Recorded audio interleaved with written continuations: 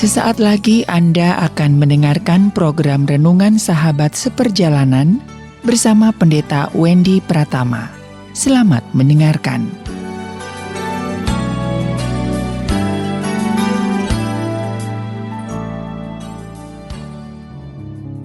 Selamat berjumpa kembali di dalam layanan audio Sahabat Seperjalanan. Hari ini adalah hari Minggu 31 Januari 2021. Selamat ibadah online untuk setiap sahabat seperjalanan yang beribadah di gereja masing-masing.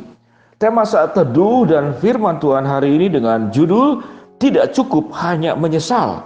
Tidak cukup hanya menyesal. Firman Tuhan terambil dalam Roma pasal ke-12 ayat yang kedua. Demikian bunyi firman Allah. Janganlah kamu menjadi serupa dengan dunia ini, tetapi berubahlah oleh pembaharuan budimu, sehingga kamu dapat membedakan manakah kehendak Allah, apa yang baik, yang berkenan kepada Allah, dan yang sempurna. Mari kita berdoa. Bapa yang di dalam surga, kami percaya bahwa Tuhan sudah memberikan kekuatan kepada kami tatkala kami mau berubah untuk menjadi semakin baik. Karena jikalau kami mengandalkan diri kami sebagai manusia berdosa dan di dalam keberdosaan kami, seringkali kelemahan itu lebih menguasai diri kami sehingga kami membutuhkan Tuhan bagaimana kami bisa berubah dan tidak cukup hanya menyesal. Terima kasih ya Bapa, di dalam nama Tuhan Yesus kami berdoa. Amin.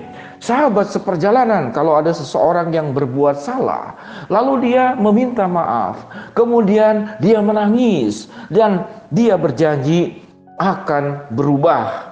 Namun ternyata hanya berhenti sampai minta maaf, kemudian dia menangis dan berjanji. Setelah ditunggu satu jangka waktu, ternyata tidak ada perubahan. Itu tidak hanya terjadi kepada orang lain, juga kepada diri kita sendiri. Sehingga sahabat seperjalanan yang dikasih Tuhan di dalam hidup ini, tatkala kita memperbaiki hidup dan diri kita, tidak cukup hanya menyesal. Lalu ada orang berkata, kalau menyesal tidak ada perubahan, sudah lebih baik tidak perlu menyesal dan tetap saja berbuat yang tidak baik tersebut. Itu jauh lebih baik. Itu artinya tidak munafik. Itu artinya hidup apa adanya. Rasanya tidak demikian juga.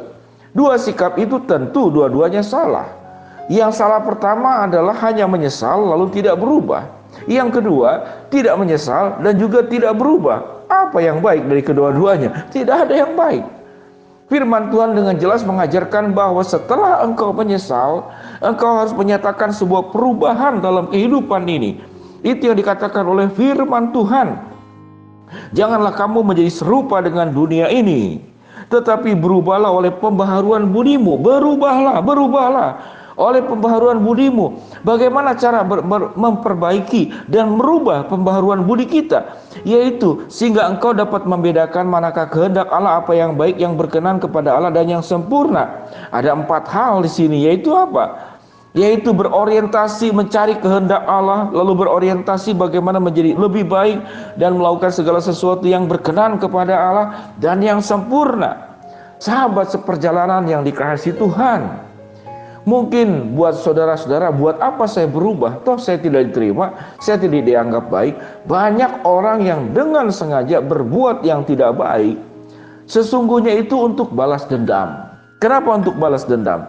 Ada seorang anak, saya berbuat baik pun percuma. Di mata orang tua, di mata papa mama, tetap saya tidak lebih baik dari cici saya, tidak lebih baik dari adik saya, dan tidak lebih baik dari orang lain. Saya berbuat baik apapun juga tidak dihargai. Maka oleh sebab itu biarlah aku tetap seperti ini. Aku akan berbuat malah terbalik. Dari yang tadinya baik jadi buruk. Ada juga tipikal orang yang seperti demikian. Sahabat seperjalanan yang dikasihi Tuhan, tatkala kita berubah setelah kita menyesal, sesungguhnya itu bukanlah untuk siapa-siapa. Itu adalah untuk kebaikan diri kita. Seluruh kelakuan, perbuatan, kebiasaan yang buruk, itu tidak hanya merugikan orang lain, namun yang pertama kali adalah merugikan diri kita sendiri.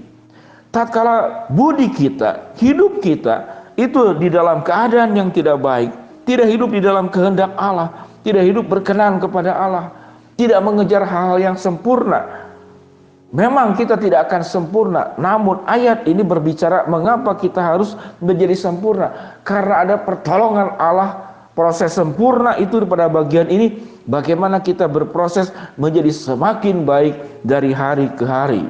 Sahabat seperjalanan yang dikasihi Tuhan, bagaimana kita merubah akan kehidupan kita? Maka firman Tuhan memberikan pengajaran dengan sangat luar biasa. Tentu yang utama adalah engkau mendekatkan diri kepada Allah. Yang kedua, tentu engkau harus mencari lingkungan penunjang. Bergaulah dengan orang-orang yang pernah berhasil melewati masa-masa sulit. Dulunya dia hidup di dalam kehidupan lama, kehidupan yang buruk, dan dia mengalami kemenangan demi kemenangan. Maka orang tersebut akan menjadi mentormu yang akan menolongmu bagaimana untuk berlatih sebuah kebiasaan-kebiasaan yang baru, yang baik. Sahabat seperjalanan yang dikasihi Tuhan, tatkala kita menyesal lalu kemudian kita berubah, maka kita sedang melakukan sebuah perombakan hidup yang luar biasa. Engkau sedang mengganti kemasan beserta dengan isinya. Luarnya adalah penyesalan, luarnya adalah tekad, kemasannya adalah janji. Namun engkau merubah bagian dalamnya, di dalam proses bagaimana merubah hal-hal yang buruk itu kemudian menjadi baik. Ada orang yang punya kebiasaan itu minum minuman keras. Ada orang yang punya kebiasaannya itu adalah berjudi. Ada orang yang punya kebiasaannya berkata-kata kasar dan kotor. Ada orang yang punya kebiasaannya adalah mengkritik orang lain. Dan itu seakan-akan seperti makan sehari 3 kali, bahkan bisa 5 kali. Itu diulang-ulang terus. Ada yang punya kebiasaan kemudian berkeluh kesah, mengeluh dan akhirnya tidak bekerja. Sehari-hari pekerjaannya mengeluh. Sahabat seperjalanan yang dikasihi Tuhan, coba cari adakah lowongan pekerjaan, lalu pekerjaannya adalah mengeluh. Tidak ada. Jadi itulah kebiasaan-kebiasaan buruk, tidak hanya berbicara tentang dosa-dosa yang sangat besar seperti Yudas yang menjual Yesus, tidak. Tapi kebiasaan yang buruk itu banyak aspek, bahkan hal-hal yang kecil kalau dibiarkan dia akan membesar seperti kanker. Jadi kebiasaan buruk ini seperti kanker, ada stadiumnya. Sewaktu stadium 1 kita tidak selesaikan, kita tidak terapi, kita tidak perbaiki, dia akan naik kepada stadium 2, naik kepada stadium 3, naik kepada stadium keempat. Pada akhirnya akan terjadi kematian. Kematian hati nurani.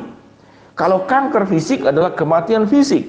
Namun tatkala kanker kepribadian, kanker kebiasaan buruk itu sampai kepada stadium akhir, maka akan terjadi kematian hati nurani.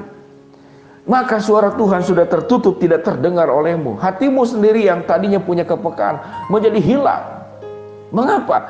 Karena tidak ada keinginan untuk berubah. Hanya menyesal namun tidak terjadi perbaikan. Sahabat seperjalanan yang dikasihi Tuhan, mari kita mengoreksi diri kita. Ada kebiasaan-kebiasaan buruk apa yang terjadi? Kalau sahabat seperjalanan berkata, aku tidak merasa ada salah. Betul, kalau hanya dirimu. Tapi coba tanya kepada kiri kananmu, tanya kepada orang-orang terdekatmu, apa yang harus aku perbaiki dari hal-hal buruk yang ada pada diriku, supaya aku mengalami pembaharuan budi, memahami kehendak Allah, tahu melakukan yang baik, yang berkenan kepada Allah dan yang sempurna, dan agar kami tidak menjadi serupa dengan dunia ini, namun kami berubah untuk kemudian berbeda dengan dunia ini. Sahabat seperjalanan yang dikasihi Tuhan, perubahan itu tidak hanya buat orang lain, namun yang paling utama untuk dirimu sendiri. Untuk berubah, tidak cukup hanya menyesal, harus dilanjutkan kepada perubahan yang konsisten, yang terus menerus. Mari kita merubah kebiasaan buruk kita. Mari kita berdoa. Bapa yang di dalam sorga, hamba-Mu berdoa buat sahabat perjalanan yang sedang sakit di rumah sakit maupun di rumah. Kami bersyukur untuk salah seorang sahabat seperjalanan yang sudah kembali dari perawatan di rumah, yang dari rumah sakit sudah kembali ke rumah. Tuhan akan terus menolong, yaitu untuk Bapak Johannes, ya, Tuhan akan sembuhkan, pulihkan. Hamba-Mu juga berdoa ya Tuhan buat kami yang mengalami rintangan masalah problem dalam kehidupan ini. Tuhan bukakan jalan buat kami yang memohon sesuatu, yang berharap sesuatu. Tuhan akan mengabulkan sesuai dengan kehendak dan waktumu. Terima kasih ya Bapa, di dalam nama Tuhan Yesus kami berdoa. Amin. Shalom sahabat seperjalanan, happy Sunday. Ingatlah, tidak cukup hanya menyesal, engkau harus melanjutkan di dalam sebuah perubahan hidup untuk mengalami sebuah kehidupan yang baru bersama dengan Tuhan. Shalom, Tuhan memberkati kita semua. Amin.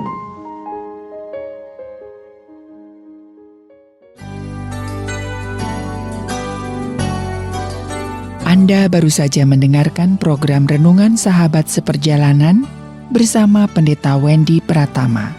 Terima kasih atas perhatian Anda. Tuhan Yesus memberkati.